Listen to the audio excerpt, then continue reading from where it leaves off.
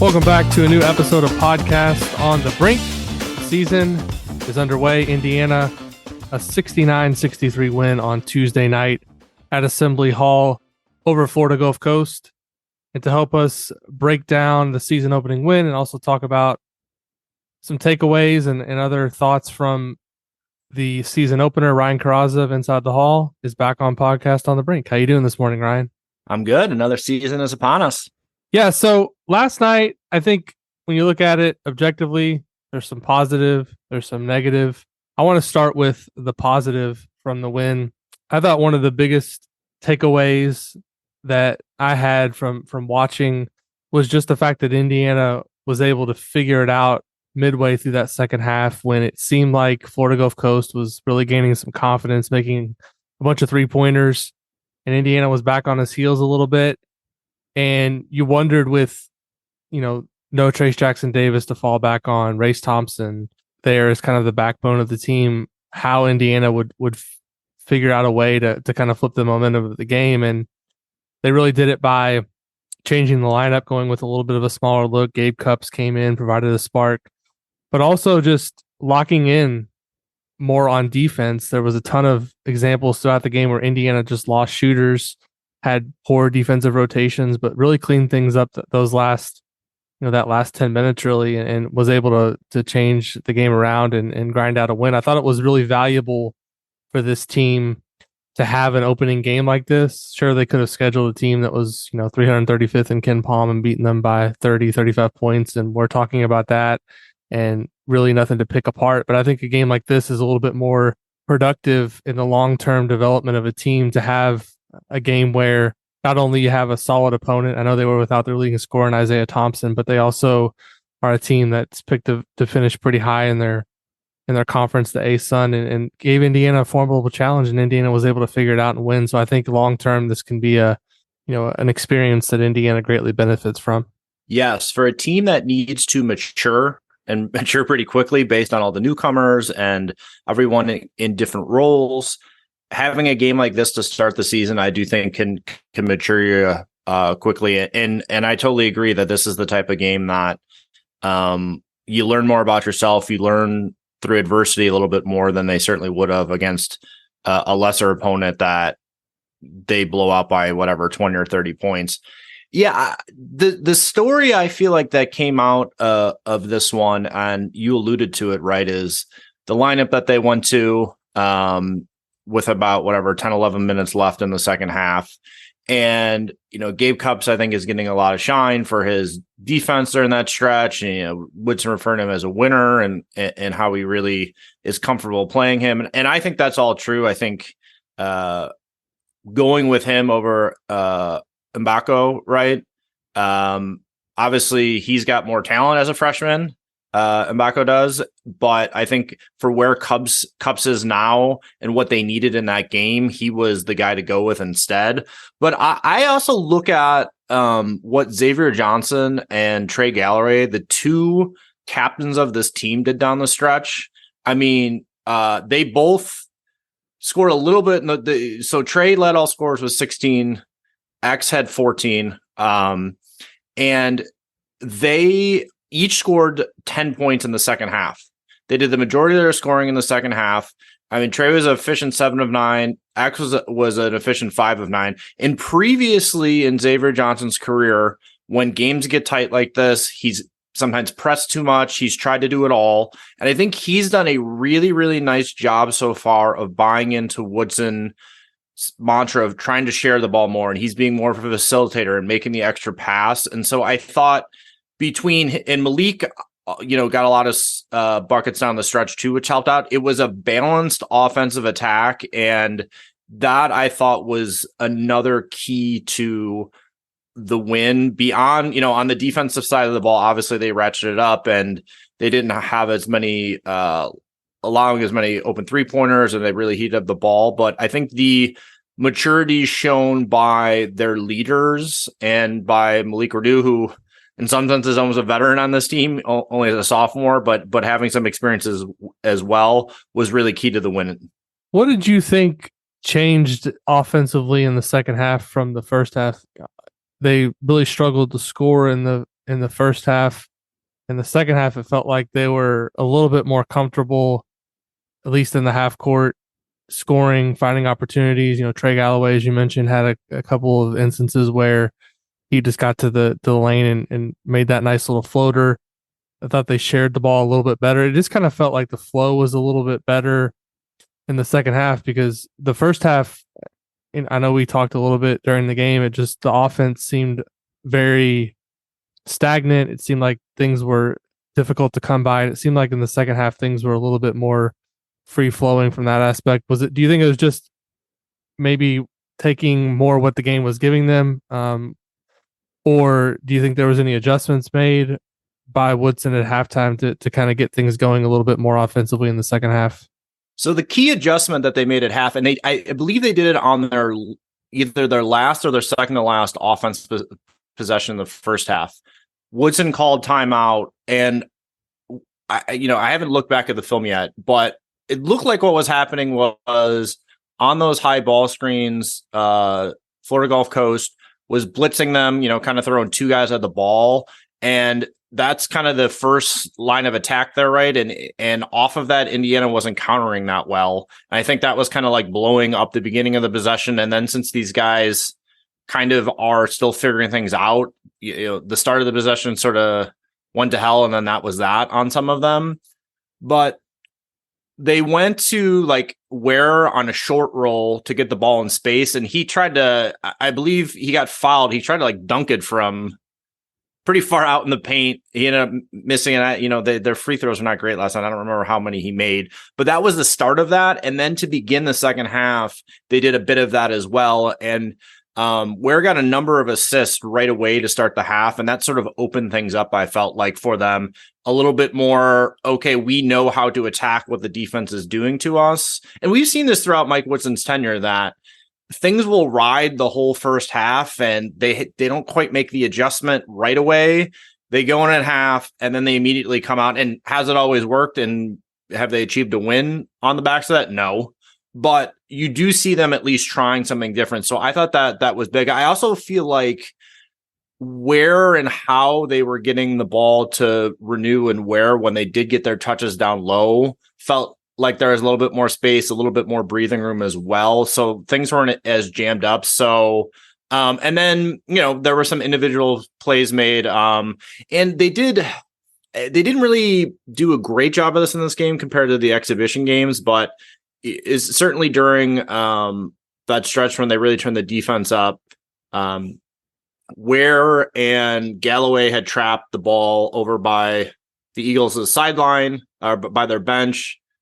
Ware swiped it away for the steal and then kicked it ahead of Johnson, who went ahead and scored in transition. And, that's something that's been talked about with this team, where beyond the half court stuff, with the length, with the athleticism, with the speed, those kind of fast break buckets, I think, are also going to be key, especially early on when they're still figuring stuff out in the half court, to at least feel that freedom, feel that easiness in a way that sometimes their half court offense so far has not. Because, that first half, they had to stretch 7 minutes of not scoring the ball, field goal drought. And then I think they pretty much ended the half, or deep in the half, another 3 minutes. So they had a 10-minute stretch combined in the first half, between the 7 and the 3, where they didn't get a bucket at all, no field goals. So that kind of stuff, you can eke out a win against the Florida Gulf Coast at home.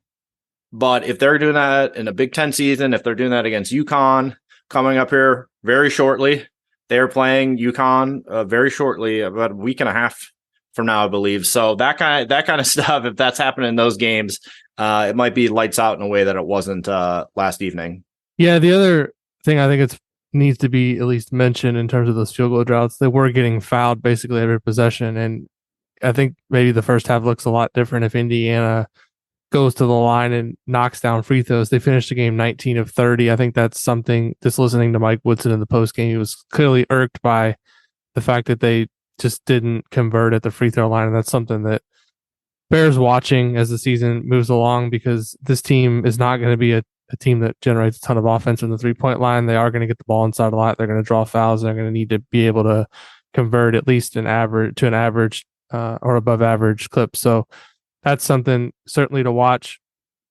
I feel like one thing that I wrote about in 5 takeaways, and obviously it's a negative when you look at the game was just a lack of the production from the bench. Obviously, Gabe Cupps had a really pivotal performance there late in the second half, but you look down the rest of the bench, Caleb Banks only plays 2 minutes, doesn't really do anything. CJ Gunn comes in, plays 9 minutes. He's someone that's been talked about a lot in the offseason as potential breakout guy, misses both of his shots, and we still just haven't really seen him be able to put it together consistently yet in an Indiana uniform. And Anthony Walker came in, forced a couple of shots, made a couple. I think he made at least one turnover that was kind of head scratching, had some possessions defensively where his guy was just getting right past him on the perimeter that simply can't happen. And so for as much as Indiana's depth and having this second unit was talked about by Mike Woodson in the first half or in the first couple exhibition games as a potential strength of this team, you look at the box score from last night, 4 different guys play 30 or more minutes from the starting lineup.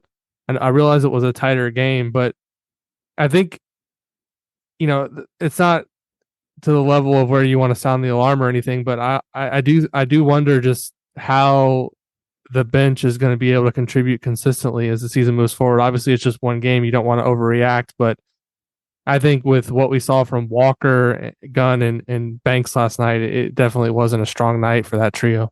Well, here we are again. It's the beginning of the season. There's talk of this deep bench. And then when there is more stiffer competition, all of a sudden the bench shortens. Bench doesn't perform as well.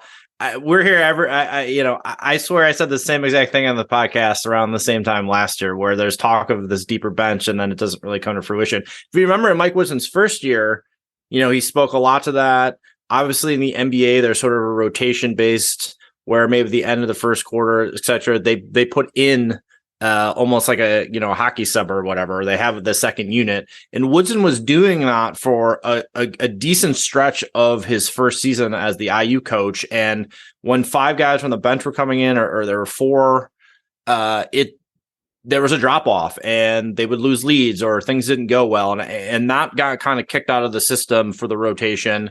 And again, I feel like last year there was talk of kind of this deeper bench, and this year, Woodson speaking to it, when I was in the NBA, I want to be 9 or 10 deep. But I think the reality is you're going to be going 7 or 8 deep. And I think right now it's clear because he's spoken to it on a number of occasions, and you saw it last night. Gabe Cupps isn't going to be, probably a high volume scorer for this team, but he's going to do all those little things. He's going to defend to the level that Mike Woodson trusts. And I think right now off of that bench, he's definitely the one Woodson trusts the most, and you can see getting minutes. Walker looked pretty good in the exhibitions, but last night he was really out of sorts and had a couple bad shots and a couple bad plays. And, CJ Gunn, I think there still can be something there. I think he's still defensively making some mistakes. I think he plays hard. He's trying, and I think his shooting will kind of tell the tale as well, because if he's not hitting shots and he's not defending to the level that Mike Woodson wants, then his time as a stronger rotation player and getting the minutes may be limited as well. And Banks is still coming off the injury. This was just one game. I think he also stands to be a guy that can do some of those little things that Mike Woodson will reward. So we'll see in time. And also, look, Peyton Sparks didn't play last night either, right? He got injured in the first exhibition game. They sat him out. In his limited time in the first game, he showed a little bit of a flash. And that's another name, I think, to be on the lookout for off the bench in terms of maybe gaining those minutes. We just don't have enough of a sample size with him yet, and especially against better competition to be able to sort of gauge where he's at. Yeah, I feel like we fall into this trap every year about talking about depth, but the reality is the best college basketball teams play their 7 or 8 best players as much as possible. This is not the NBA where, of course, you can have a second unit in the NBA. Every player on your team is a good player that can play at that level. This is not the same situation in college because there's just guys are at a different, stages of their development as players. So I do think I agree with you that Sparks and Cups look like two guys that can definitely be in that rotation long term. I think the other spot or two is probably up for grabs at this point. CJ Gunn, as you mentioned, just has really, he always seems like he's bringing a lot of energy, but it doesn't always convert into positive plays. I know he had a couple of plays in the exhibition games that were, they got the crowd into the game, a dunk or two there, here or there that really kind of showed the spark. But in terms of being able to come in off the bench and create offense, make shots, he just hasn't been able to do that with any consistency.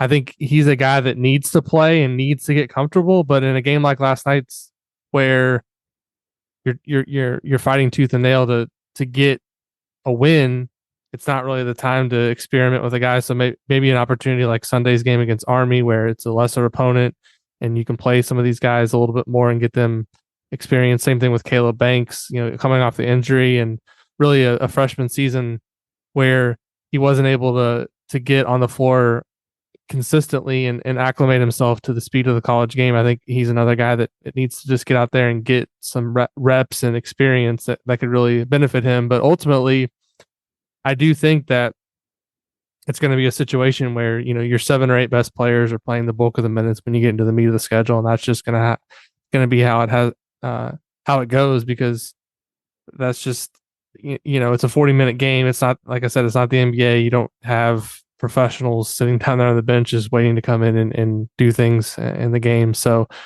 I think that's kind of a thing, that Mike Woodson likes to talk about. And I also think this from a kind of a morale standpoint, and you're building a team in the preseason, you want to make everybody feel like, they're going to have a chance to compete and get minutes. And that is true to an extent, but kind of when you get into those high leverage situations, you go with your best players. One of those players that did play, I thought, really well last night, Khalil Ware, 36 minutes, has a double-double, the block shots, even had 4 assists, which I believe were a career high.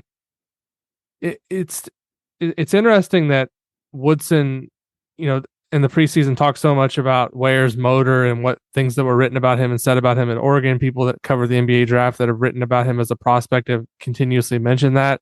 When you watch him, he doesn't necessarily stand out just in terms of maybe his effort. It's hard to really put it into words, but he's not a guy that's looks like he's busting it up and down the floor every possession. But then you look at the end of the game and look at the stats, and he did pretty much everything in that game last night. I'm just curious for your observations on him so far. Is he in line with what you expected, better than what you expected so far? And where do you feel like he has room to grow as the season moves along? Certainly, I think in the post as a finisher, he's looked a little bit, I don't want to say soft, but uncomfortable at times when he's kind of pressed at the rim. He obviously he's had some block shots, but there's also been some possessions defensively where smaller guys have just been able to kind of get right at him and at the rim and finish plays, which is a little bit surprising. We're not used to seeing that, of course, in the paint with what Trace Jackson Davis was able to do the past couple of years. So I'm just curious your thoughts so far on Ware and maybe what you've seen and where do you think he's going just in terms of the player he'll be later in the season. So to pick up on what you were saying there and kind of struggling to put it into words, I think what goes against him, right? And I, can't speak a ton to his time in Oregon, but if you talk about his motor, I think another thing that makes him look maybe like his motor isn't going all the time is that he's not really a demonstrative player. He's not really like a high energy, high emotional guy in the court. In a way that I don't know, the name that like immediately like pops to mind is like a Pat Beverly in the NBA, right? Where he's kind of like all over the place, like junkyard dog, like, and that as a viewer, that kind of pops out on the screen, like this guy's everywhere. I think with Ware, just his personality on sort of what he embodies, he doesn't really throw it all out there in a really strong way. So I think sometimes on the court that makes it look like he's not really, going as hard as maybe other players are, etc. And look, Woodson has said, and I think he maybe it was on his radio show. I forget exactly when he had this last week, but he said he's coached him harder than anybody else on the team so far, right? So I think in terms of trying to shed that reputation. They're hyper aware of that, and they're really pushing this guy. And to be honest, I kind of think through these first couple of games, you could make the argument he's been their most important player. I mean, that box score he had last night was just ridiculous. And those blocks, Hummel said on the broadcast, it was like a volleyball spike. Those, it's like a different sport he was playing with a couple of those blocks.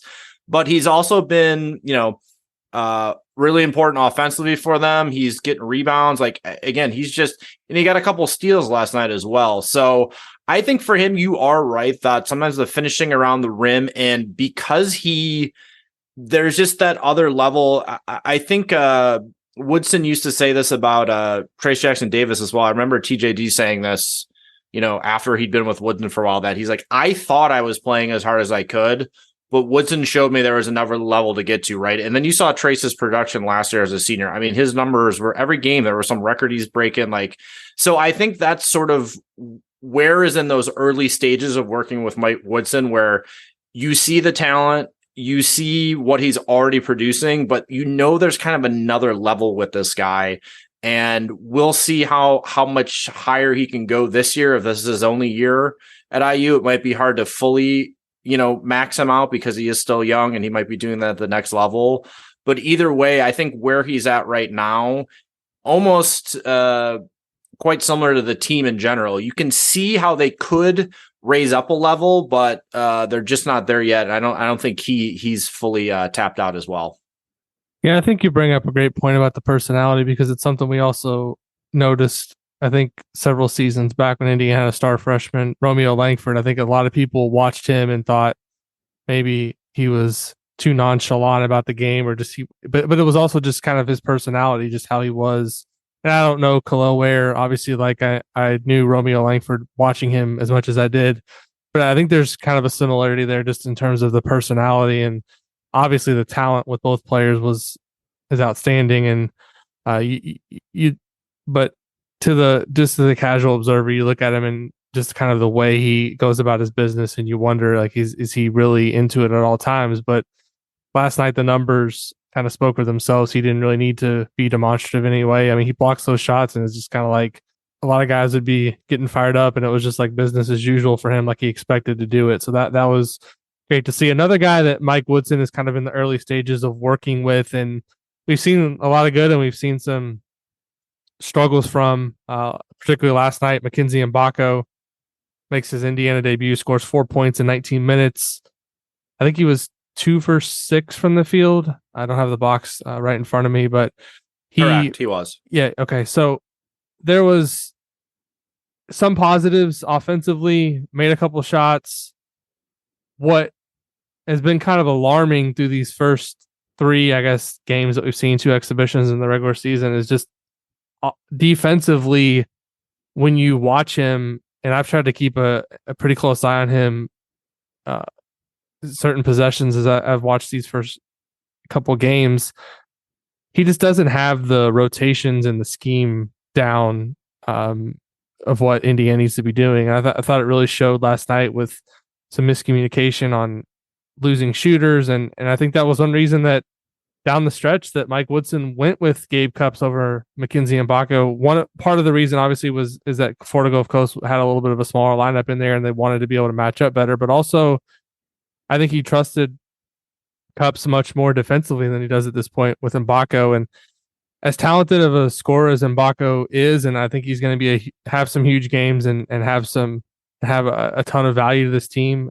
Obviously, last night was not a great performance for him. I do think that defensively right now, there are some concerns with him and just kind of figuring out the scheme, because Indiana is not going to be a team that is going to win games scoring in the 80s and 90s. They're going to have to grind out a lot of wins. We've seen it the first 2 years of Mike Woodson.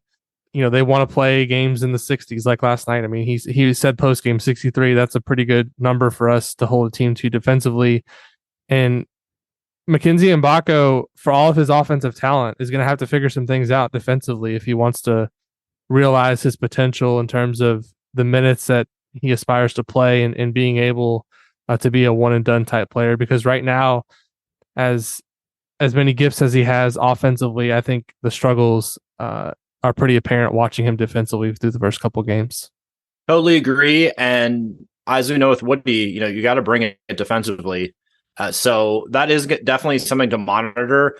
But it's also pretty typical, I think, of a really, really talented scorer who at the high school and the AAU level maybe wasn't asked or tasked to do that as much. And there's a learning curve at the next level. So it's early. I think he's willing and able, but it's it's kind of the repeated refrain here. How quickly can he mature into it?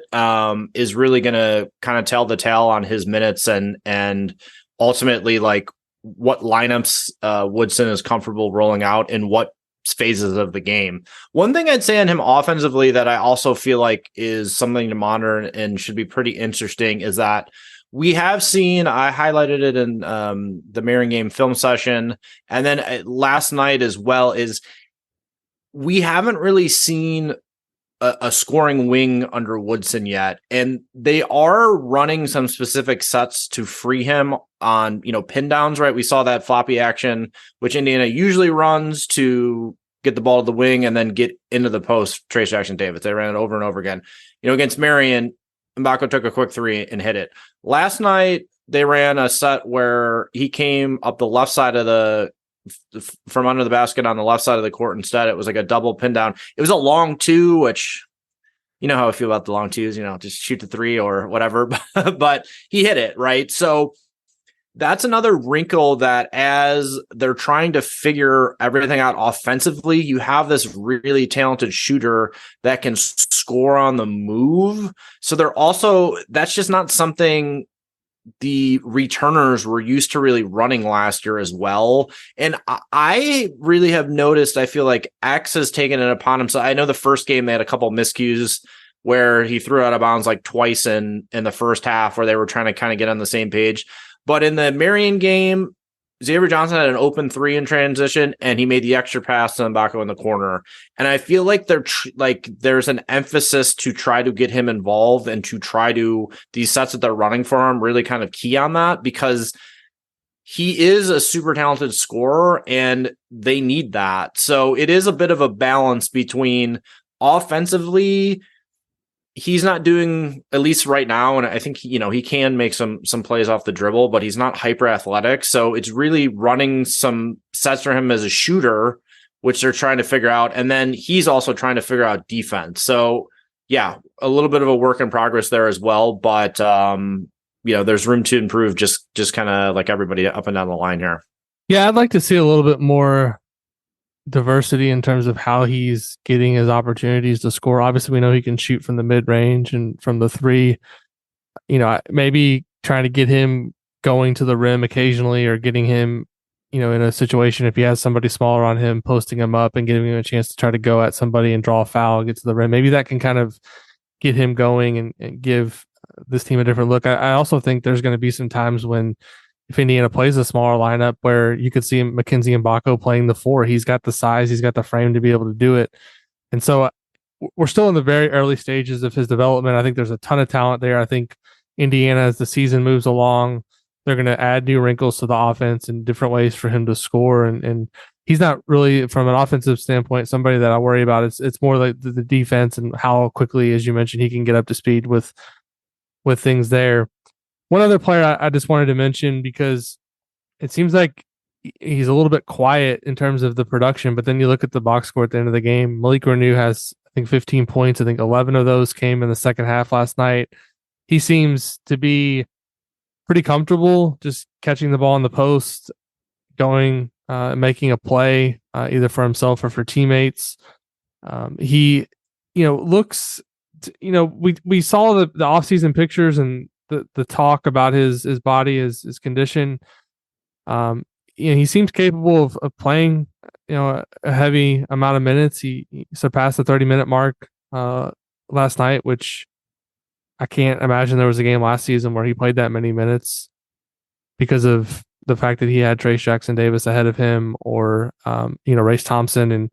But the thing is, he's avoided some of the foul issues that really plagued him last season. He's done a pretty good job so far staying on the floor with that. So I think he's a guy that as much as we talk about Ware and Baco and X and Trey Galloway, I think you're going to look at the end of the season and there's a good chance that Malik Renew is going to be a double guy on some nights. I know he only had one rebound last night. People were kind of pointing that out. He's got to have, a chance to rebound, or he's going to need to rebound better consistently. But I think there's, a real chance of a sophomore breakout for Malik Renew, and I'm really encouraged with what we're seeing from him here for the first couple games. Even knocked in a couple 3-pointers in those exhibition games, which I thought was a nice touch to his game as well.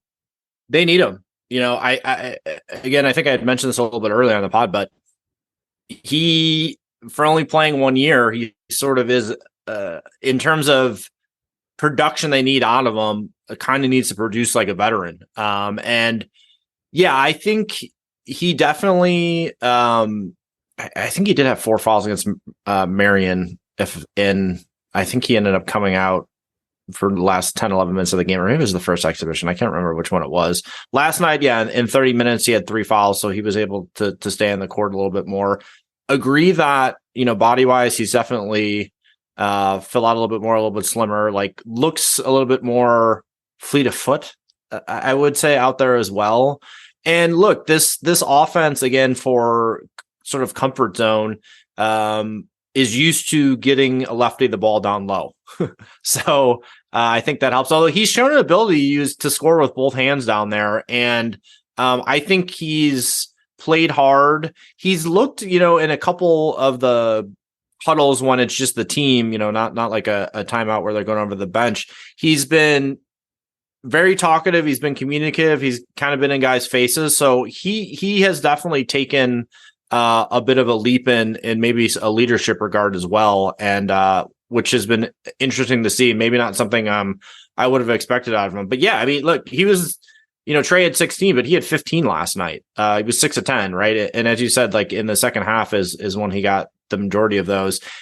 Was only 3 of 6 from the line. And Indiana did not shoot well from the free throw line. But yeah, overall, he's been a little lost in the fray when we think about all these new guys and Cup's getting some shine and, Ware playing well and talking about some of the true vets in Galloway and Johnson. But he's gonna need to produce, and he's gonna need to be in these games because of all the unknowns. Even though he's not super known, he needs to step into being a consistent producer and be able to stay on the court and stay out of foul trouble for this team as the season goes along, no doubt. So the schedule, as you mentioned, is getting ready to get pretty tough coming up. Obviously, they have the game coming up Sunday against Army. The host Wright State, who similar Ken Palm ranked to Florida Gulf Coast. They're a team that is going to be dangerous coming into Assembly Hall a week from tomorrow. And then obviously they go to New York, play UConn, and then they'll play either Texas or Louisville. And then after that, obviously they have the game against Harvard, and then it kind of get into Big Ten play, Auburn, Kansas. So this team is going to have to figure some things out in a pretty quick manner if they want to avoid some losses here in the early season, which I think it's inevitable. This team is going to. We saw it last year, and they ended up being a really good team, but getting blown out at Kansas, losing pretty handily in Vegas to Arizona. Mike Woodson is not scheduling to go undefeated in non-conference. He's scheduling to get his team prepared for the Big Ten, and he's ambitious on who he wants to play. He wants to play these marquee games. He wants to play Auburn and Atlanta. He wants to have Kansas in Assembly. He wants to play 2 games in MSG and play UConn and another high major game. So these are tough tests that Indiana is going to have to be ready to face. What do you feel like is the most important thing for this team to work on right now in order to be ready in a couple weeks when they have that opportunity against UConn, and when they have those opportunities against Auburn and Kansas coming up in basically a little more than a month from now, because these are games that are going to be important, at least from an NCAA tournament resume perspective. Obviously, they don't hurt you if you lose them, but if you win them, they can really be a kind of a feather in your cap as you move along in the season and try to build a path to making it back to the tournament. Am I allowed to say everything? Yeah, you can say everything. Yeah, no, I know. I would probably say defense, because it does seem to be the Woodson identity. And as they continue to figure things out offensively, if they can clamp down on defense more, turn over the other team, get some of those easy buckets, that's kind of a nice release valve on not needing to rely so much on the half court offense. And the more they can do of that, the more they can feed off that defense turning into offense. So if they're able to get some more transition looks, get out and go, even there was a play in the second half last night where it was after a made basket, Johnson just threw it right ahead to Galloway, and it basically was a fast break. So I think some of working on opportunities to get those kind of looks can help them stay in games and have them stay engaged defensively as well. And that's probably the recipe right now to try to stay competitive as the offense really still tries to figure itself out. Well, Ryan, thanks for hopping on this week on podcast on the brink. Like to have you on more regularly this season as we navigate the schedule. Still very early in the season, but always good to hear from you, and been doing a great job with the film session so far. The new style of that I think is excellent. It's been fun to watch. For those who haven't had a chance to check it out, just obviously it's on InsideTheHall.com, and we're also it's going on YouTube, our YouTube channel this year. Ryan's providing some commentary and a lot of neat interactive things on each film session. So good stuff there. Ryan, thanks for again for joining us on this week's episode of Podcast on the Brink. Yes, sir. Thanks everybody, as always, for listening to the show. If you enjoy the podcast, please leave us a rating or a review on Apple Podcasts. Leave us a rating on Spotify. It helps kind of get our show out there a little bit more, help more fans who maybe don't know about us discover the show. Maybe it'll show up in one of their recommendations and we get a new listener that way. So it's a quick and easy thing that you can do that really helps us out. So we'd appreciate you doing that. And again, thanks for supporting the show, and we'll be back soon with another episode of Podcast on the Brink.